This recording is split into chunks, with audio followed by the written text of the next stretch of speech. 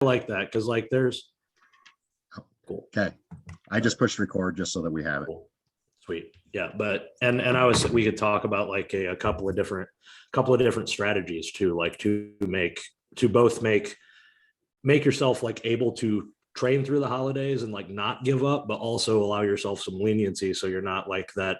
Like, and obviously if you're in prep like 6 weeks out or something, probably pack your meals and take them to Thanksgiving because you have to. But if you're like me and like next competition is in like 9 months, it's okay to just eyeball some shit and maybe enjoy yourself a little bit. Yeah, but don't throw the baby out with the bathwater. Yeah. So, all right, we'll just we'll roll into it. This is the 4th or 5th episode of the Performance Education Discussion Podcast with your hosts, me, Joe Sullivan, Jake Benson, and David Herrera. There is a Lost in the Winds episode that has not been uploaded yet. We are going to work on that, and I'll talk to these guys about it once we're off the podcast, but I can't figure out how to upload it. So that's the issue. But this one, I figured just like me, Jake, and David were talking about before starting this up, figured we would just touch on since we've talked so extensively on a lot of compounds, a lot of supplements, and a lot of things of that matter.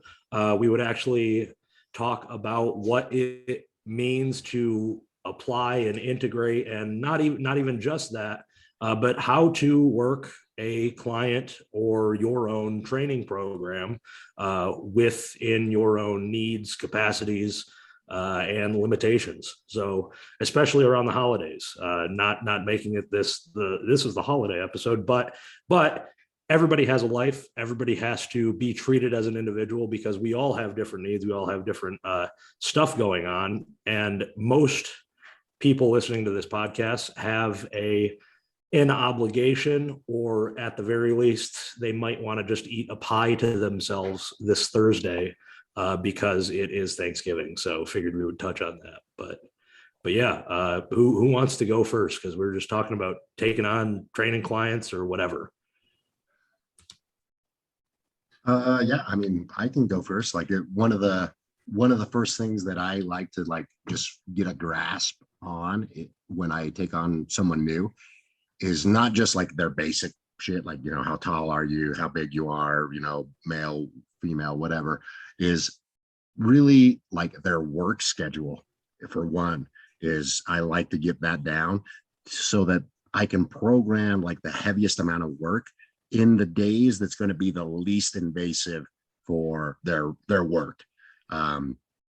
And that's usually kind of like the start of like laying out a good training week for me, is like, let's pick 2 days where it's like, you know, that you're going to come in those 2 days, no matter what, with good mentality for the training. And it's very unlikely that you're going to be thrown off track. And those are the days where I'll put in the heaviest amount of training. And then that's a very generic way to say it, like heaviest amount of training, but it's also like, okay, you, Joe Sullivan, you obviously love to squat.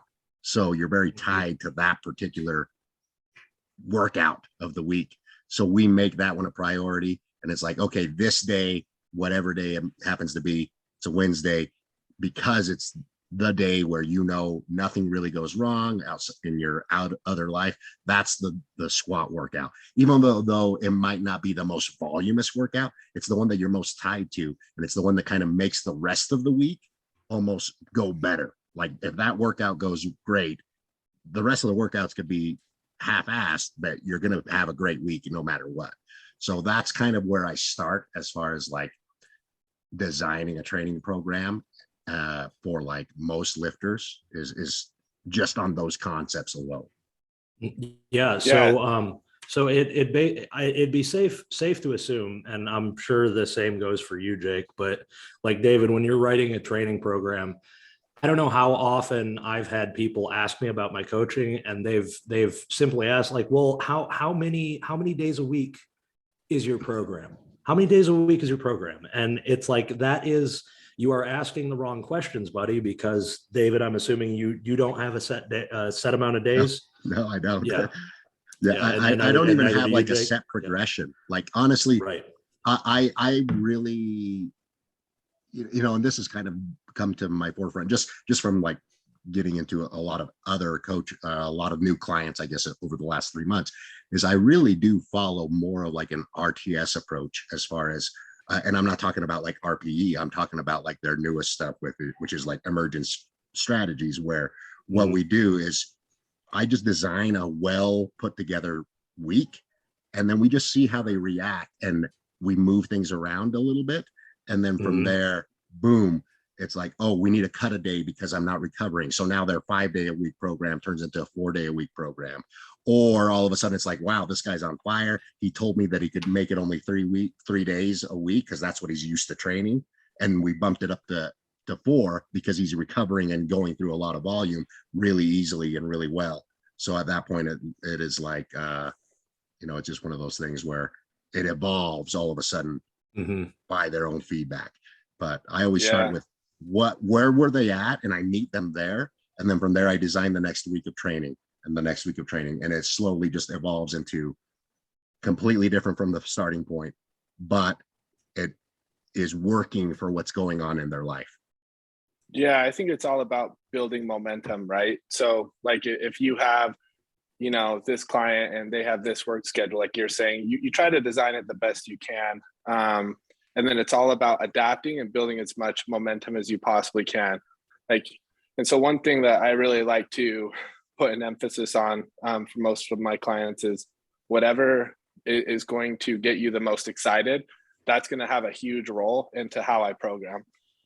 Because if I think like this variation of squat or training like this is going to help their squat the most, but they're going to put in a half-ass effort because they're like, oh man, I really hate that. That sucks. Like, we might veer away from it a little bit, because if they can come in and push a lot harder and they're excited about something else, it's going to work better. But one thing I get asked a lot, and I'm sure you guys do too, is like, what kind of training do you do? Do you do like linear progression or conjugate, or do you do this? And it's like, yeah, all of it. I mean, whatever we need is what we're going to use.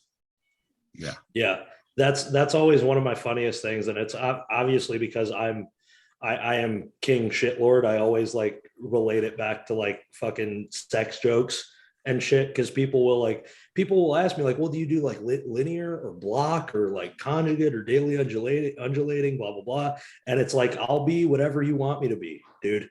Like you're the dream girlfriend. It's just like, whatever you need, got you, because just like you guys had said, it's all about the communication and finding out like what the client actually needs and what they're going to get excited about, how they're going to build momentum. And it's not that difficult to apply our own, like, at least in my opinion, our own biases or like favorite things to do in coaching in different like programming or like progression styles.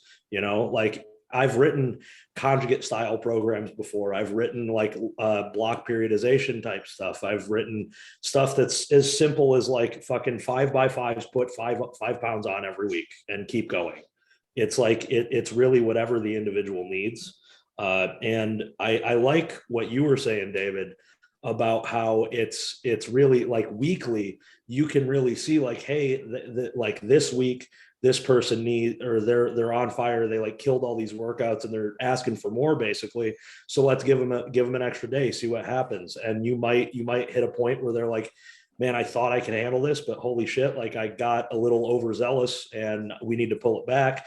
Or you might have literally found through your coaching and through that person's use of your coaching, it's not any special program, it's not any special recipe or anything, but you might figure out like, hey, when we're working together, you can handle 4 days. Like you might be working a crazy hectic job, but just because we've got this rhythm and we've got this like this feeling and this momentum, and we've got your days lined up the way you need your days lined up, we can handle 4 days.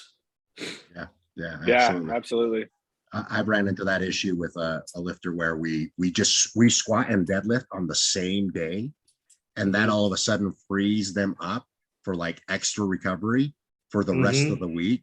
And so now all of a sudden it's like they don't have a squat day or a deadlift day. It's just smashed together, and it's literally just like 3 movements: like a back movement, and then the squat and the deadlift, whatever we're progressing with those.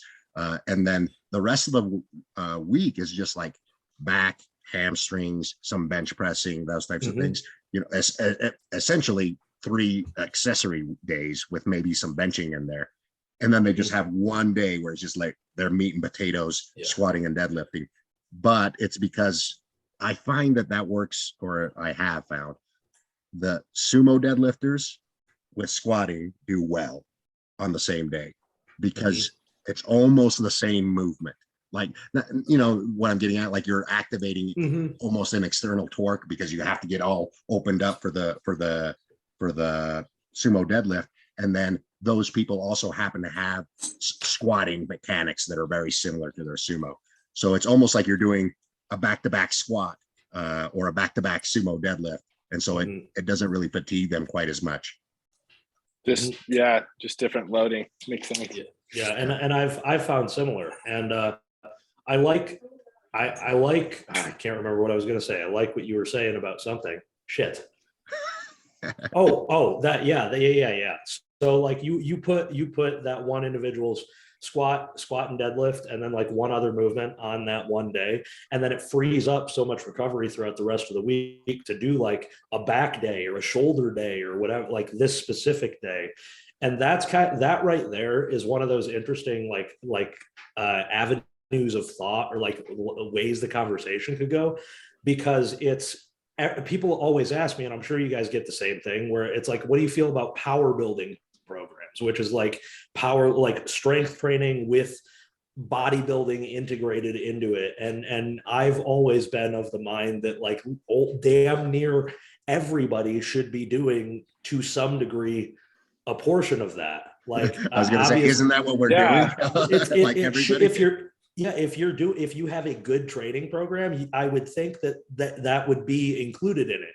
You would also be interested in building some muscle, or at the very least, building some durability through those muscles through some accessory work. That's why I've never really understood the power building approach, because it's always seemed to me like this is kind of what we're supposed to be doing.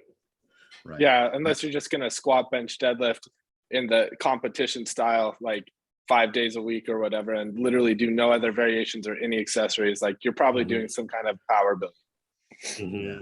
And that might be like, and I don't really know where that term came from, because that's not really what I've ever like heard, but that might be like some of these people where they literally go in and they'll do like their main competition squat, and it's always low reps. And then they'll do some pause squatting, also low reps. And then they'll do their bench press, also low reps. And so those people are technically not doing a power. But again, those are also people that are probably natural, much smaller. And so they have to invest all of their effort into that one avenue, because that's, you see what I mean? It kind of comes back to like the natty and enhanced paradigm that we talked about, me and you, where it's like the training for some of those people might be working specifically, but it's also because of their specific and internal environment. So and I think we even mentioned a little bit kind of an offshoot of that, like certain lifters that are natty, that's kind of how they have to train, because they can't get away with like changing it much differently. Yeah. And that's one thing that like we kind of touched on that one episode where it was just me and you, David, because you kind of have to double down on, or those lifters that are natural, that are doing literally benching 5 days a week, perhaps like squatting or some type of squatting and deadlifting like 3 to 4 times a week. They're doubling down. They can't hypertrophy the muscle at a rate that they like may want to, and they might be constrained by a weight class. So they're really just investing themselves into the technique oriented stuff, because they're just building that neurological strength. Like example, Taylor Atwood, the USAPL lifter, who is like arguably the best power lifter of modern times, or the best natural power lifter of modern times, because he's won IPF Worlds however many years in a row. He's hitting like 10 times, 11 times pound body weight totals. I don't know the specifics, but he has, I've seen him post, I can't recall specifically, but he is one of those individuals that just trains with a high frequency on the squat, bench, and deadlift, and he really does lower repetitions on them. Just, it seems, in an effort to build familiarity with like being strong in that range of motion with that movement, just through the neurological aspect of strength, because he's weighed 165 pounds for the last 10 years or something. I don't know. Yeah. Right. But yeah, it's important, I think, to not, especially like these new powerlifters coming in, to not look at Taylor Atwood and be like, oh, he's the greatest natural powerlifter of all time, I should train like him. And same thing with like John Hack. You look at his training, you're not going to do his training. That is not the optimal training, right? And I think that's kind of what we're all getting at here, is that there is no optimal program or cheat code program that is used by the best lifters in the world. Like it's different. It's all based on weaknesses. So you really have to figure out like where is my weakness, right? And where can I build, and how can I structure that so that I'm building momentum, I'm not overworking myself and whatnot. But for like Taylor and for John, which probably the two best lifters right now, they have figured that out. They are in a groove, and they have their programs really figured out well. And trying to mimic that is asinine. Absolutely. And that goes to say, or goes to show that like how often have we heard it's not like the novice lifter, the intermediate lifter, the person that's aiming to be great but isn't quite there yet. They shouldn't do what the best lifters do all the time. Like, yes, there are some things they can apply that are going to be beneficial, but just because Yuri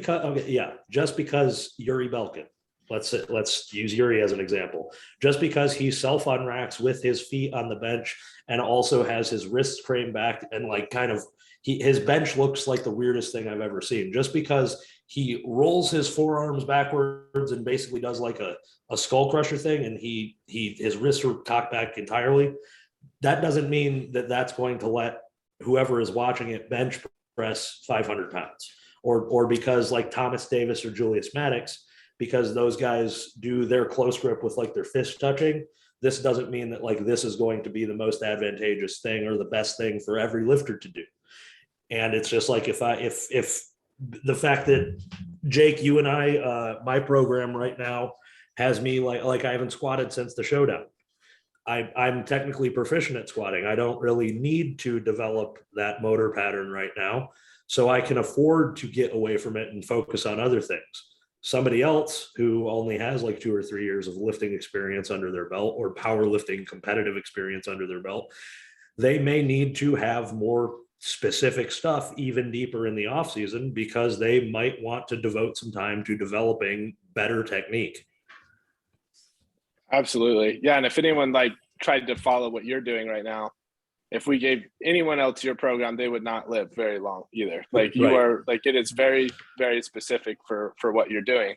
But at the same time, like you're progressing very, very well in what we're trying to accomplish. But that doesn't mean it's the same thing. Like we can't just look at somebody and be like, I want to be like them, I'm going to copy what they do. Like you are not them. You don't have their history. You don't have their physiology. That doesn't mean you can't be like them, right? But you kind of have to figure out your own path. And your coach should be the one that's helping you figure out your own path for what works. Yeah. And all this boils down to is what you just said, and David, what you said earlier.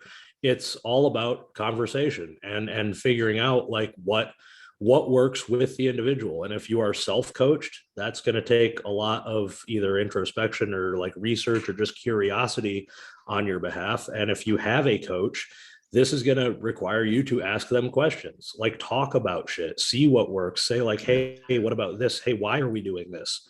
And blah, blah, blah. Like I've always been of the mind that it's a very, I welcome questions. And I have a lot of clients that like sign up with me or have signed up with me, and they're like, oh, well, I never want to bother you. And it's that's the furthest thing. And I'm sure you guys feel the same way. It's the furthest thing from what I feel like. It's never a bother. You guys are paying for this service. if you want to learn or want to develop your knowledge or your familiarity with like what works with you and maybe even with others, so that then you can go on and coach and pass on and whatever, then start that conversation. It's as easy as that. Yeah. And then the feedback, like I always, essentially, I always ask them, and I have a little thing that I send them. Hey, how did the training go? Number one, did you enjoy it? Like, you want to do it again next week? Because that's what we're planning on doing. If you answer the question, hey, this one workout, it fucking, I just didn't like any of it, or like certain movements or the certain way that I programmed the rest or whatever just beat me up, or I just made me have anxiety and I just couldn't do it. I was like, cool, okay, that, and that's notes for me to be like, hey, we don't use that protocol for this person, or we do. Like sometimes the opposite happens. Hey, you program this particular movement. I usually hate it, but the way you put in the program, the way the progression went, and how I kind of gave the flavor of what's going on, they're like, I really loved it that time. Like other people have programmed it, but they programmed it a little bit differently. And what I mean by that is not just like a perfect example is like rear delt flies. Okay. People hate doing those. Okay. they really do. But if you program them in a way, like one of my favorites is like, I will program them in a superset fashion with another back movement. So those become like the limiting factor. And then they get absolutely fried from the second back workout. And then I make sure and program a specific amount of rest in there. So that whole little sequence has a certain flavor to it. If you know what I'm talking about. Like it's like for these next 3 to 5 minutes, it's going to feel like this, and you're going to feel it in all the muscles that I want you to feel it in. And then versus somebody who just programs, hey, I just want you to do 3 sets of rear delt flies. And they just end up skipping those a lot of the times, but it's because it's not engaging enough or something along those lines. So those are the types of things that I always ask them. Hey, how did you like this? How did you like that? And that starts to dictate other moves and things like that. Yeah, for sure. Jake, do you have any other like techniques or anything that you use to like that? Like David, I know I mean, you have me doing rear delt flies superset with somebody else, so it's probably something similar, but is there any other thing that you use off the top of your head to make anything like that more engaging? It just kind of depends on the person and how they're motivated. Like I have one client who's very like 10 years of bodybuilding before he came over to powerlifting, right? And so like for him, anything where he can just like basically get on a machine and not have like limited, so he can just go, right? Until it's like his body's completely fried, versus like doing something where there might be some kind of limiting factor. Like if you have a barbell in your hands, your grip gives out before you're finished with your barbell rows or something, then it can be very engaging. But I think it's all about like figuring out how to get the person to engage themselves, right? And if they're like in a time crunch, they can only have like 90 minutes for a workout. You can't give them a whole bunch of like supersets are great in that time. Get in, get out really quick, short rest times. For other people, like, a short rest time, they're like, it's super unmotivating, they're never going to follow it. So it's really just, you just got to learn the person. It can be so different. Yeah. And say again. Go ahead. I was just going to say it is different, and that's one of those. It always. I mean, this is going to be a running theme on any of the conversations we have. It's going to be about having conversations with the individual and figuring out what works with them, what makes them motivated. And I just wanted to. One of my favorite things to do, and I'm only bringing it up because You okay? Yeah, I just spilled a bottle of liquor everywhere. Well, happy Thanksgiving, everybody. I have to go back to the liquor store. But I just got a message from one of my clients who was complaining about I gave them 5 minutes. I told them to put a timer on for 5 minutes or pick a song that lasts 5 minutes and literally just do as many banded ATYTs as they can in that time. Yeah. And I'm just literally like, murder yourself and try to sing along, try to distract yourself, but also just go. And they're like, that was one of the most brutal things I've ever done, but it was fun. And I'm like, it was fun part, that's the goal. So I think like some people that have an athletic background too, like throwing in things like, you know, some sprints or some sled pushes or some like box jumps or something that makes them feel athletic still can be really motivating. It just has to be, you know, used the right way and whatnot. But but like, you know, someone that comes from bodybuilding or someone that comes from like, you know, track and field or football or wrestling or whatever, I think a lot of the times, whatever they did in their youth, they're gonna enjoy doing now. So I think like even getting to know like, where do you come from? A lot of us for football players are like wrestlers, right? I think both of you guys wrestled. And like learning how to like, okay, they're really good at this. And a lot of your, the things you're really good at are stuff that you've done as a kid. So let's incorporate them. Let's build a little confidence and, you know, learn how to engage this. Yeah, for sure. And that's actually something that I was going to kind of lead into, like some of the things you chose when you were younger, as far as like sports or things that you engaged in, you naturally found out that you were good at them and you enjoyed them. That's why you started doing them, right? And so that plays into roles like, as far as like some of the things that I've kind of done with like potentially like the reason why you enjoy them is because your personality is tied to like your neurological makeup, you know? And so everybody's personality is a different neurological makeup, but that's what influenced you when you were younger. And then we can kind of extrapolate that to the type of training. And just as a, you know, like a reference, like Jake said, you know, me and you were both wrestlers. That means that we're really good at expending energy. Like we are just damn good at like things that we can, that normally most people would give up on. And so one of the protocols that I like for people like that is literally timed work. So like you just go in there and like, hey, this set, I don't care how many reps you get, but I want you to work for 60 seconds. You know, like just something. So I just barely started training Monday, and that today was my second day of training coming back from my EBV infection. And that's exactly what I've done. I do a little one warm-up set just to kind of get the movement down, and then I'll give myself 90 seconds rest, and then I hit a timer for 65 seconds. And then my last set is essentially to failure for 65 seconds. So like K-box split squats for 65 seconds, that's fucking murder. Geez, 65 seconds on a K-box. Yeah. And so, but it's because that's my forte. Like even when I was younger, you know, a wrestling match, it's like go as hard as you can for 60 seconds because that's all that's left in the match. You know, that's the type of shit that I used to do when I was younger, and it still brings that back. And so now I can incorporate it in the way that I design some training protocols and things like that. Or like energy system work, something that I like for people, you know, of that demeanor from an energy sport or perspective is like 12 minutes, 8 to 12 minutes of like 60 seconds all out, just as hard as you can. And then you rest for 60 seconds and then boom. And you just do that, repeat that for like 8 to 12 minutes. Again, that's perfect for those types of people, whereas somebody like Jake, who's more of like track and field, very explosive, very athletic, the protocols start to meld into slightly different, unless it's a weakness, you know, then I'll pepper it in, you know. It's not like, oh, if you're this person, we only do this, because there is some benefit. There is some benefit in doing your weakness here and there. You just can't run it forever like you can your strengths.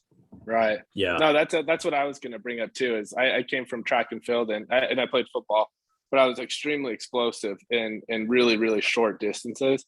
And so for me, anytime it's like, okay, see how fast like you can do this, or how, you know, explosive you can make this, or whatever in like 2 seconds or like 5 seconds, or like how fast can you get to this point in this amount of time. When it's really short and explosive, it just like that's invigorating for me.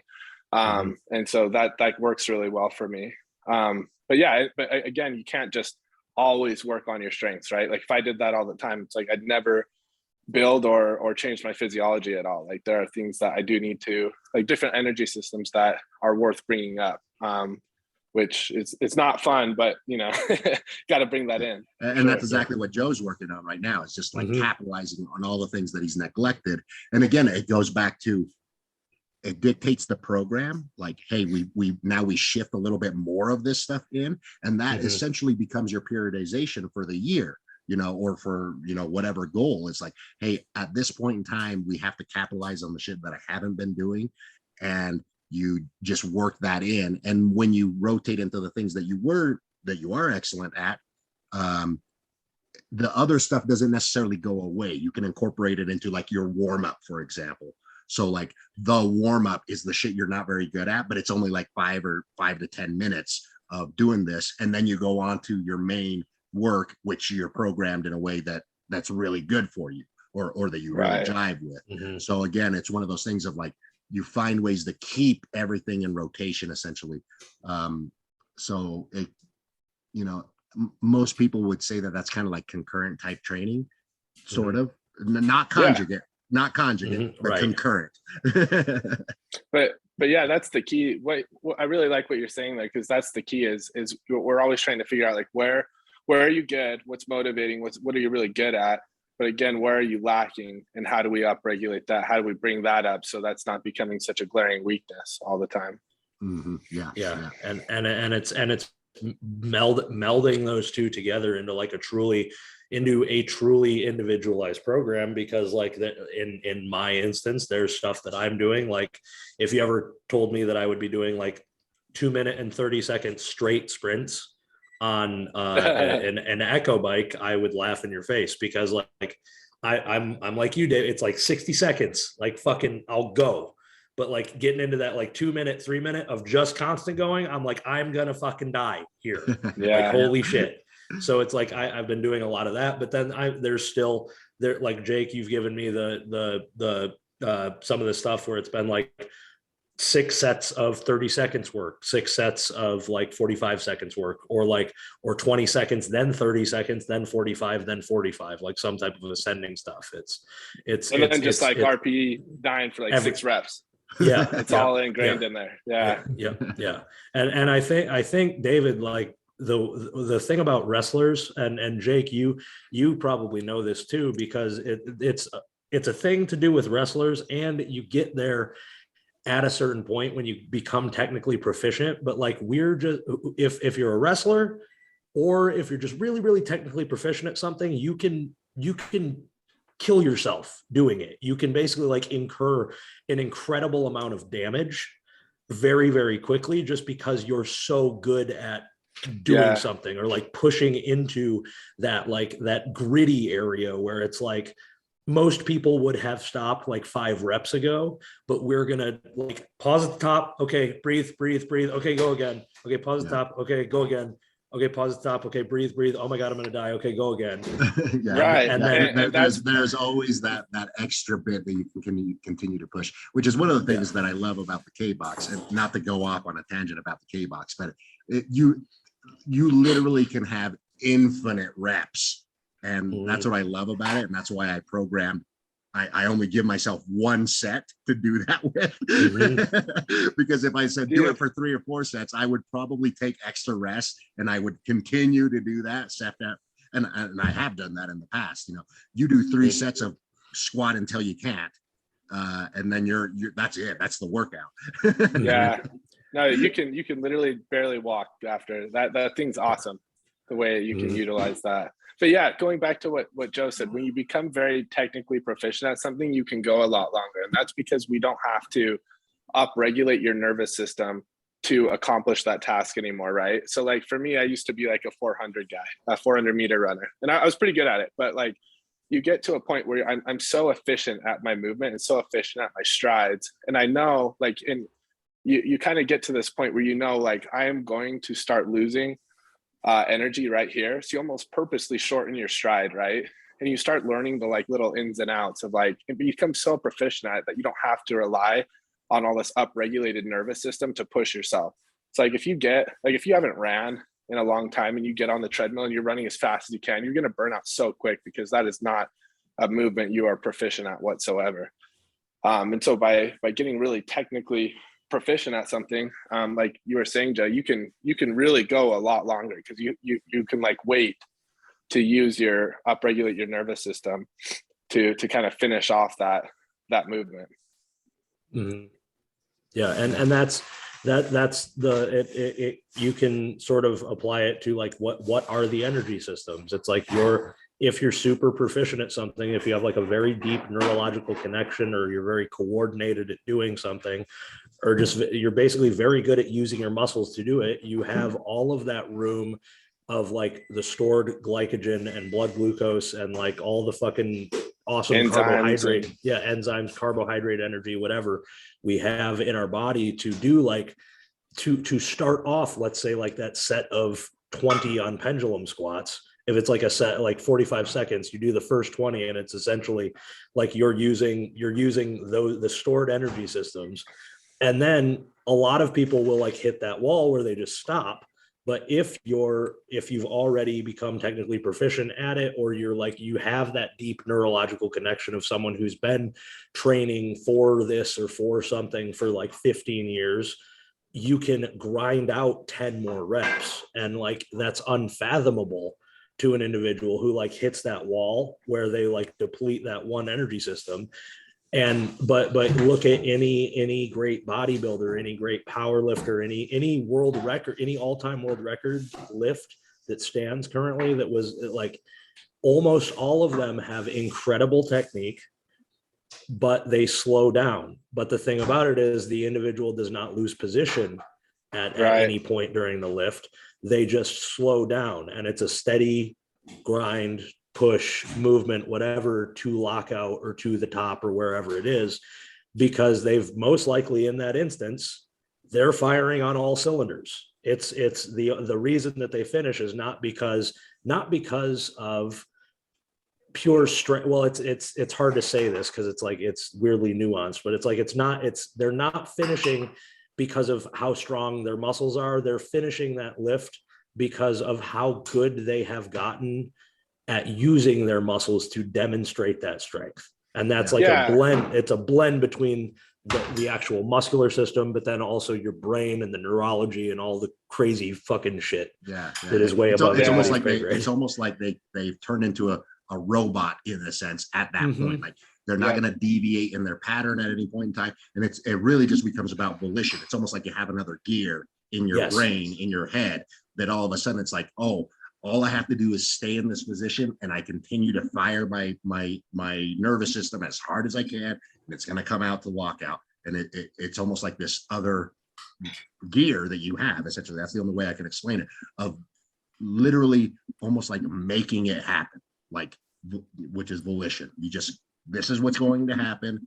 If I get to this moment here, this position here, I am going to be successful no matter what. And they just continue to push. And it's funny that you mentioned, like, once you form that proficiency with a particular movement pattern, that you will always have that forever. You have it with the squat, obviously. And then I have it with the deadlift. Like, I haven't deadlifted since May or June, July, since July. But I know right now, and even though I've only trained for 2 days, I know I could go downstairs right now and deadlift 650. I know that without a shadow of a doubt that I can do that, just because I'm that good at it. I know that I could get in that perfect position and deadlift at least one heavy single at 650. Right. And that kind of shows you that, like, powerlifting is not just a strength sport, right? Like, it's not like the ultimate test of strength. It has so much to do with your technical proficiency too. If we were really going to test just like pure strength, you'd have random movements that nobody was super proficient at, and you test them somehow. But yeah, it's so much of it's just pure technical prowess.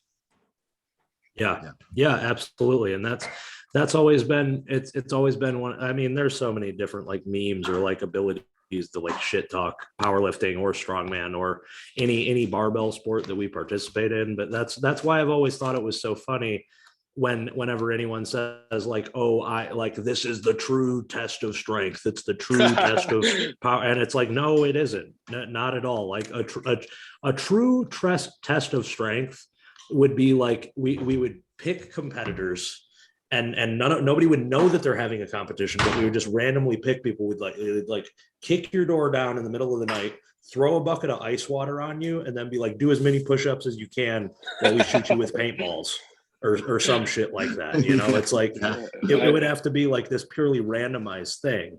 Just like you were saying, like my example is a bit ridiculous, but it's like, but it would have to be ridiculous. It'd have to be something that no one's trained for.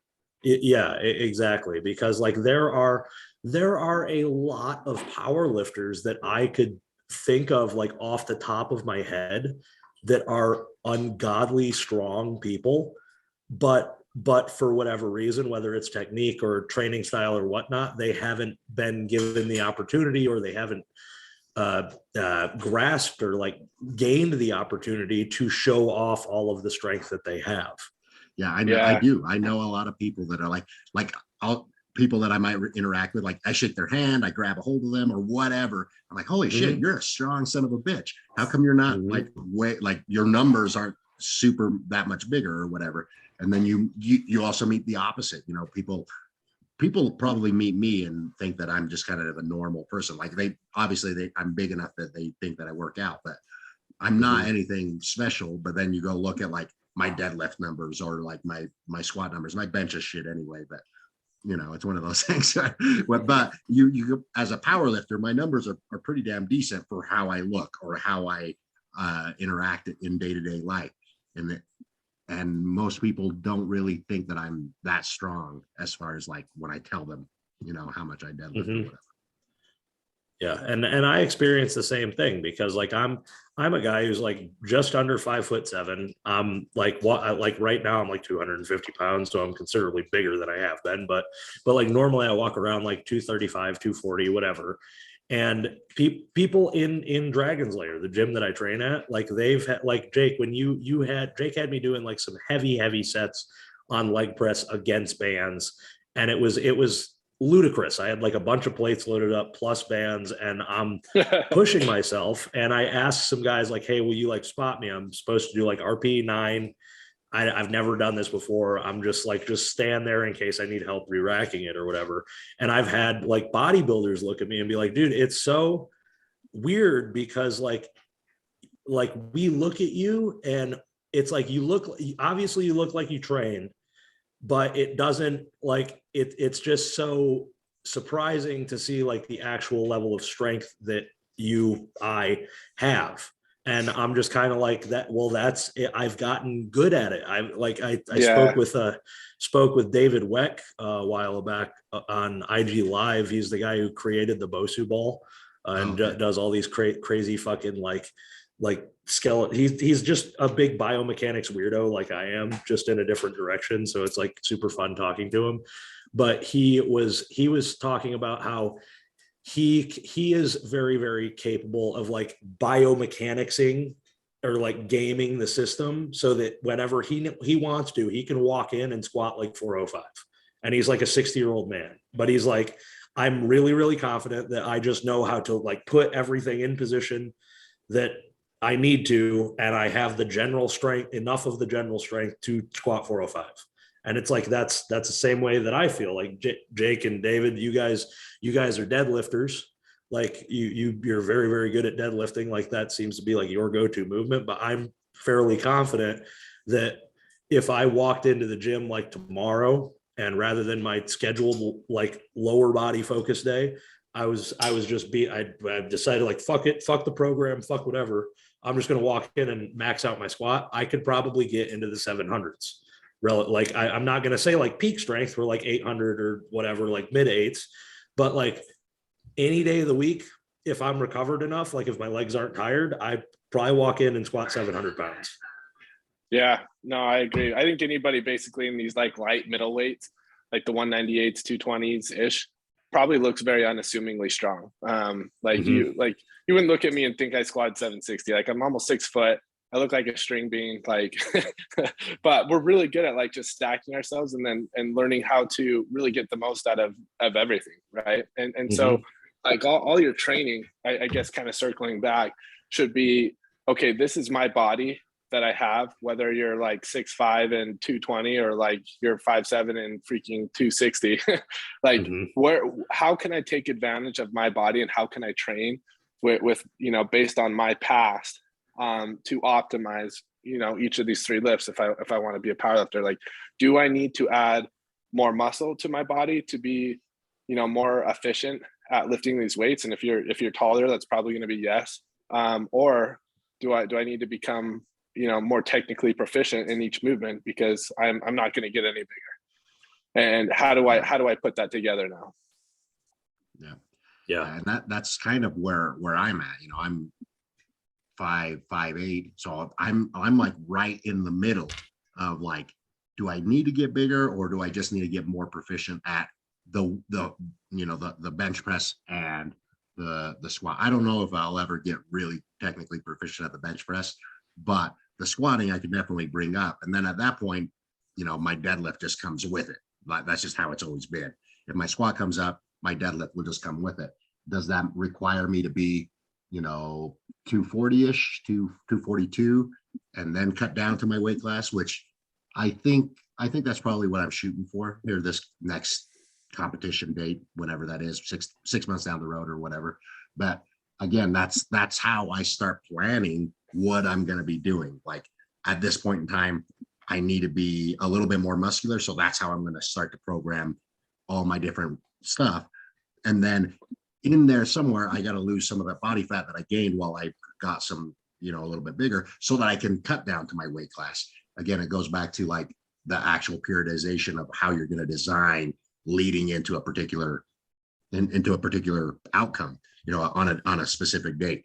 So, if I was constrained to, I only program, conjugate, or I only program linear periodization, that starts to make it difficult to like really capitalize on all the things that need to happen in changing time frames. Like, I don't always have 6 months, or I don't always have 3 months to dedicate to this certain thing. So you kind of have to start to learn to meld those things, and the program just evolves from there. That's what I found with pretty much everybody.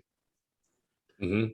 Absolutely. And that kind of goes back to what we were talking at the very beginning, is just like designing each program for each individual's needs based on their limitations and based on what is required of them at the competition, and why most programs should be boiled down to a power building style. Because it's like, unless you have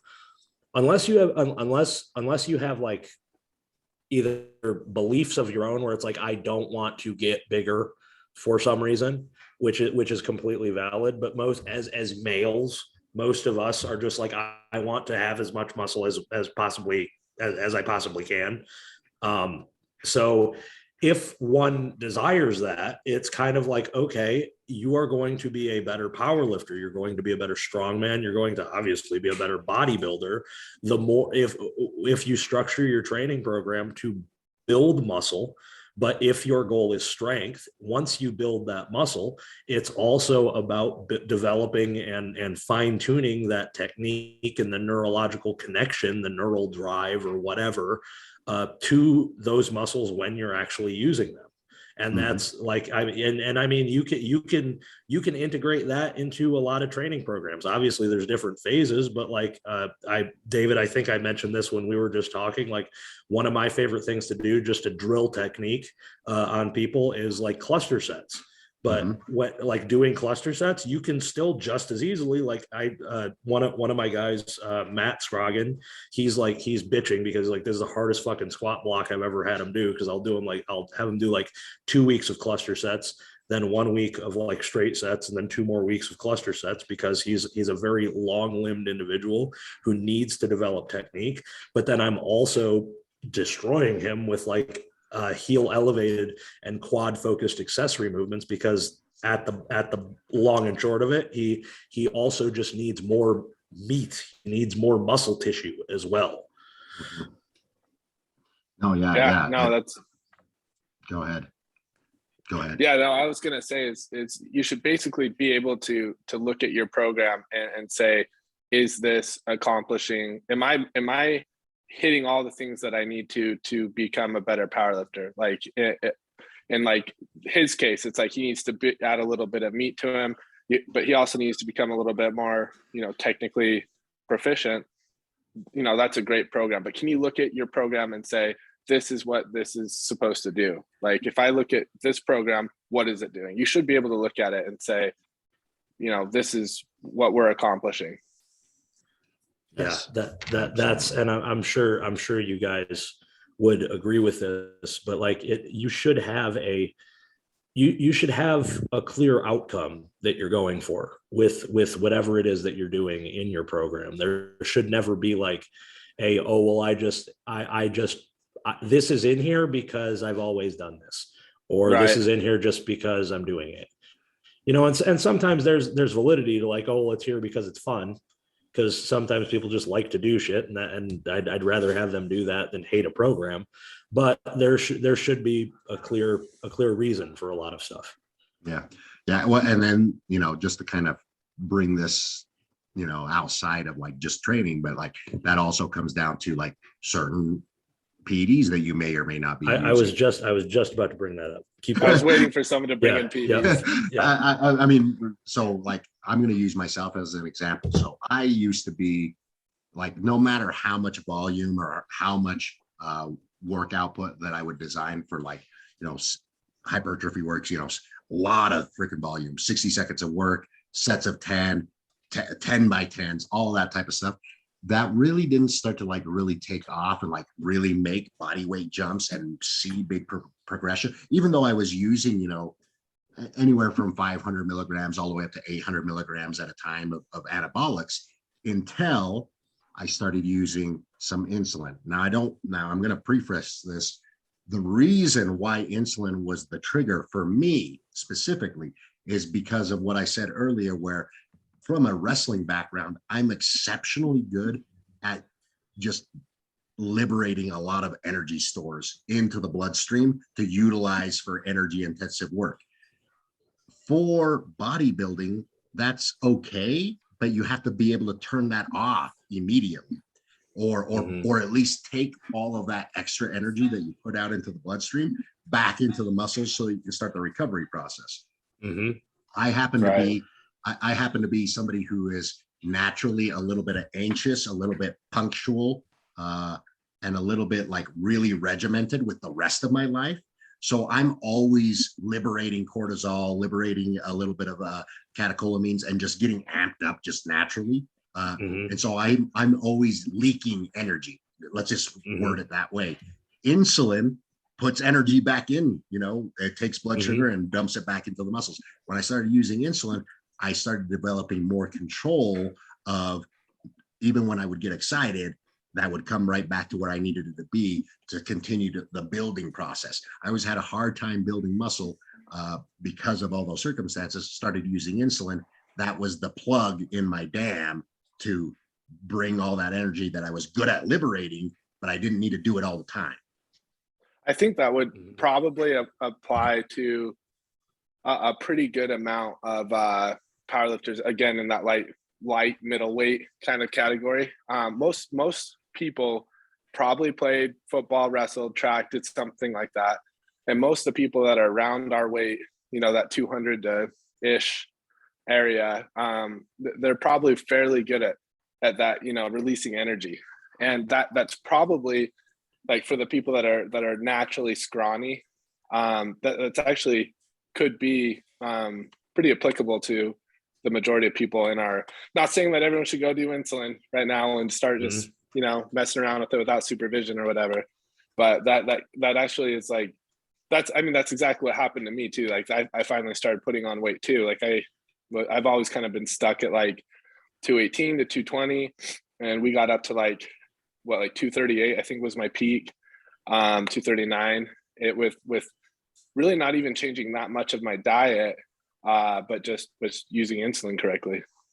Yeah. And I'll use myself as an example right now, because like Jake, I sent you those photos from the other day, and it's like, I've I've never struggled putting weight on. I can get as big as I want to. I was 300 pounds at 13 years old. Like I will, I'm not afraid of being big, but it's quality tissue. Like there was a long period of time where I really kind of figured I had, for whatever reason, I've like maxed out my genetic potential of having muscle mass on my body.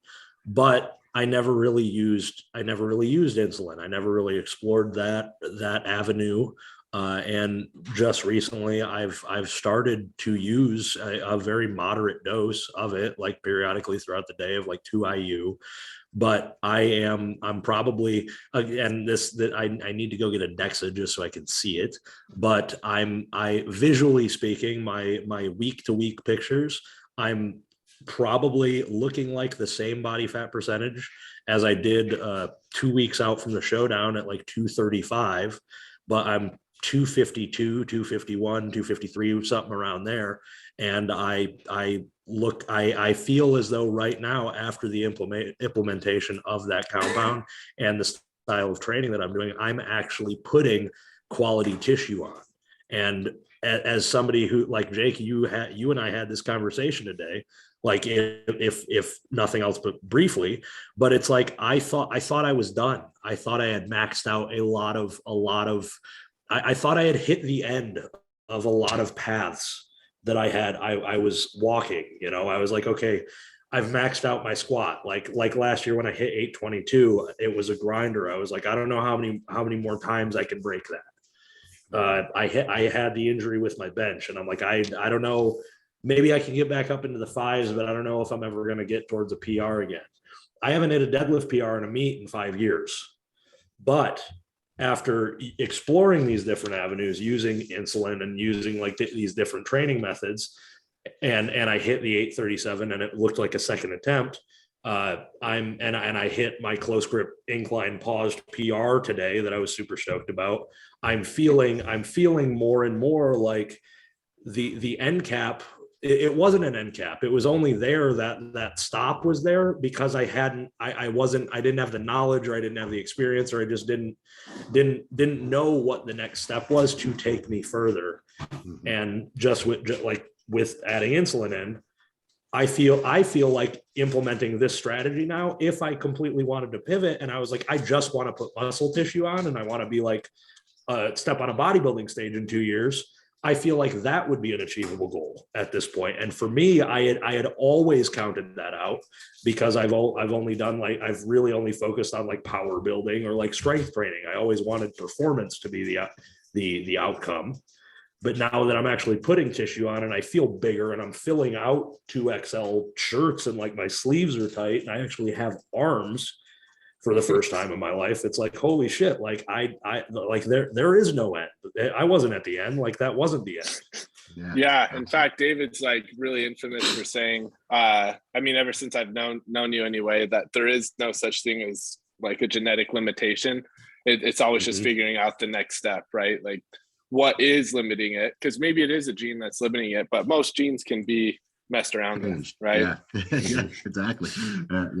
Yeah, and that brings us a little bit to the conversation of like, L-carnitine, choline, all these other things. They're actually changing how you utilize substrates. They're essentially, like you said, they're kind of changing how your genetics work a little bit.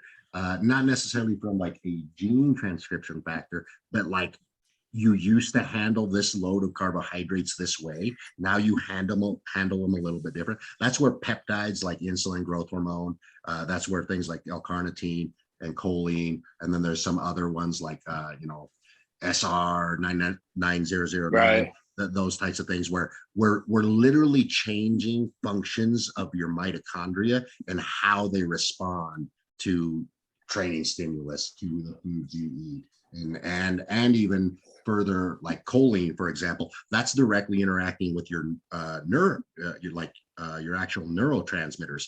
It's making, especially acetylcholine, it has a huge drive on coordination, a huge drive on like mental acuity, as far as like being in the zone and making neurotransmitters interact quicker if you know, just an easy way to explain it. So all of a sudden now you are a different person. You've essentially changed your genetics at some level, even if it is temporary. I suspect that it's not with long-term use, but even if it was, you're still changing how you're functioning at the base level.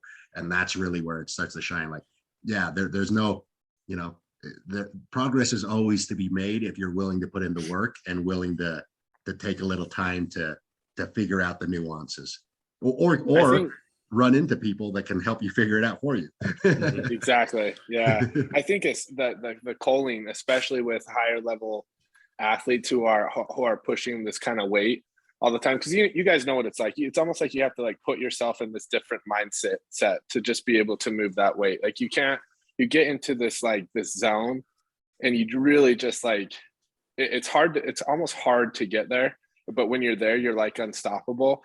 But it takes so much neurotransmitter activity, and then it almost gets like harder and harder to get there over some time. And I think a lot of these athletes that are experiencing that choline is such a freaking game changer. Like Joe, you experienced that where like I watched you in person squat that 782, and you squatted 837 faster than that 782. Did you get stronger during that time? No, you weren't actually stronger. Like, or very little stronger, right?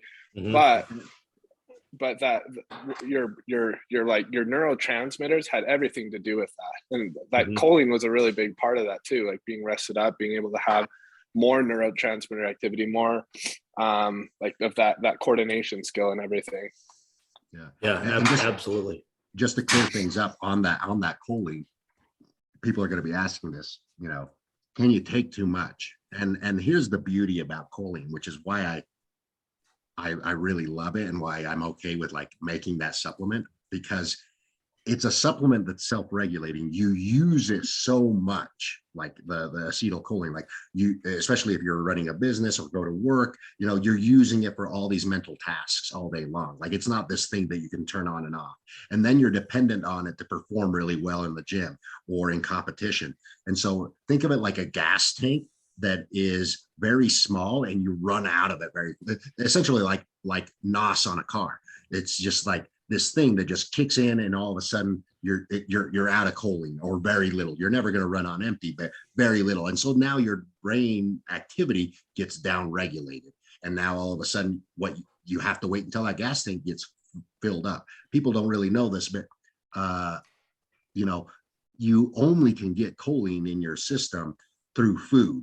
And that's why, you know, when you get burned out from training, or like you have a really, really, really heavy training session and you're kind of like zapped for the next couple of days, people know, hey, if you just go and pig out and eat a lot of food, you're going to get better faster. And the reason is because you're building up that choline store, which then comes valuable when you can inject it, when you can, you know, essentially bypass the feeding it part and just immediately have it ready. Or you go into you're going into a afternoon training session and you're like, I'm not really sure if I'm topped off, but this is an important session. So you take some extra choline, you know, 2 or 3 times that day to make sure that you are, at least from a mental aspect, not going to be running on an empty choline tank. So you can hardly, I would say you're almost certainly not going to be taking too much ever, because you're using so much of it consistently all the time for all your other activities. Right. Yeah. Not us anyway. Yeah, right. Exactly. No, literally we're all so fucking ADHD brain or whatever, or too fucking cerebral for our own good. We probably that at least for me, that's why I feel so better. And I told Jake, like I've taken going into the showdown, and right now I've admittedly I've pulled it back to only 2 milliliter a day for like the past couple of days, because I'm fucking full of goddamn welts. Okay. But I taking like 4 milliliters of the Kaioken every day. Like I swear to God, that's an aspect of like changing my life. I feel so much more mental clarity, so much more like just not energy, but it's just like that sense of like, I can do shit. I'm not like I don't do a task and then it's like, oh my God, I have to fucking lay down. because like I've depleted my fucking brain, or like I write a client program or have like a consultation call, and then I'm like, oh my God, like, oh, that was so much. It's like, okay, on to the next thing. Like I have you stay enough consistently productive.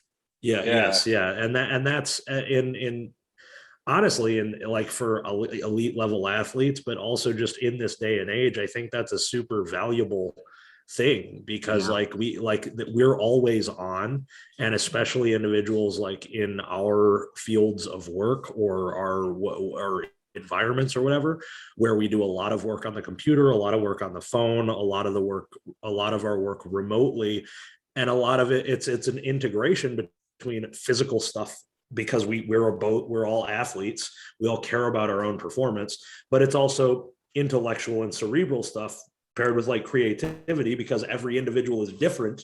Like we were talking at the beginning of the podcast, you have to approach every situation differently. So we burn through a lot of that choline, a lot of that acetylcholine. So like having that as a tool is invaluable, in my opinion. At least I've come to that conclusion after using it. Yeah. So what you're kind of saying right here is like, not only training protocols, you need to be able to look at it and know what you're accomplishing, but same thing with your PEDs, right? Mm-hmm. I know we've said that like a million times, but if you're like, like us, and you're running your own business, you're not ever really like off of work, right? Like we're pretty much always kind of working in some way or another, or thinking about it, probably, unless you guys are like, I don't know, I am all the time. It's hard to not think about it. It's always just kind of like running back there, it's that choline's amazing, but it should kind of be like your PEDs should be, should match your lifestyle. Like not everybody's going to need 4 milliliters of KUCAN like Joe, especially if you're maybe working a job that's a little bit more mindless, or like blue collar, where you're just like working, but it doesn't take like a ton of cerebral activity. You're probably not going to need 4 milliliters of KUCAN every day, right? But someone like Joe, it works really well. So yeah, that's a perfect place to kind of end, I think, as far as like wrapping it up with individuality of training and PEDs and everything. Yeah, absolutely. I'm great with that. Same here. It's all based on the individual and what the person needs, and whether you're doing it yourself or you're doing it with a coach, you have to know that, and you have to approach every situation with that in mind. So yeah. All right. Yes. Plug yourselves. Awesome. I'm David Herrera, 1119, so 1119 on Instagram. If you want my coaching, that's the easiest place to get me. And then as far as like the KUCAN, it is now live. So anybody who's listening to this, you don't have to message me. Just go to DerylStrength.com, DEREL, and then strength, all one word.com. Go in there and check it out. Yeah, I'm Jake Benson, JakeyB_43 on Instagram. Again, that's probably the best place to try to reach out to me if you are interested in coaching or whatever. You want to hit me up, talk to me. I don't have my own cool website like these two. Maybe one day getting there, but for now, I think not there yet, I guess. But yeah. And I am Joe Sullivan. I am also very reachable on Instagram at Joe Sullivan _AOD. But the AOD stands for my website, which is the AOD Collective. If you want to ensure getting a hold of me, go on there and send me an email, because I lose a lot of shit in my DM requests because they're ridiculous, because I have like too many followers on Instagram. Or if you just want to bypass all of that and just book a consultation call or something, you can find all that on my website. And to fit the theme of shouting out people, because the whole like everybody puts out, we've done it before, like the whole everybody who's like put out a lot of information and whatnot. I'm gonna shout out somebody is Andrew Locke on Instagram, Andrew _Locke _strength. He is Dr. Andrew Locke. He's a physical therapist out of Australia. He is a very, very intellectual meathead like we all are. And I'm shouting him out because he actually reached out to me today about doing some brain retraining involving nerve compression and like disc herniations in the neck, which are exactly what I am dealing with. So he's actually going to be recording a video for me to post to his page, because he was basically just using it as inspiration. And I've referred a lot of people to his page because he has a very good way of explaining things, in the sense that like we are not fragile beings. We are made to be resilient. We're made to like work and train and overcome injuries. And basically he's the type of guy that is like, strength training is rehabilitation. Being strong is never a weakness, blah, blah, blah. Like Doc Locke is a very smart guy, and he has a lot of good stuff on his page, just based on movement and based on good movement, quality biomechanics, and safe movement. So go check him out. But that is the end of episode whatever we are on of the PED podcast. So check all of us out. If you liked it, follow us on Spotify, share the thing, do all that stuff. I don't know what else to say here. So we are ending it. Thanks, everybody. Thank you. All right.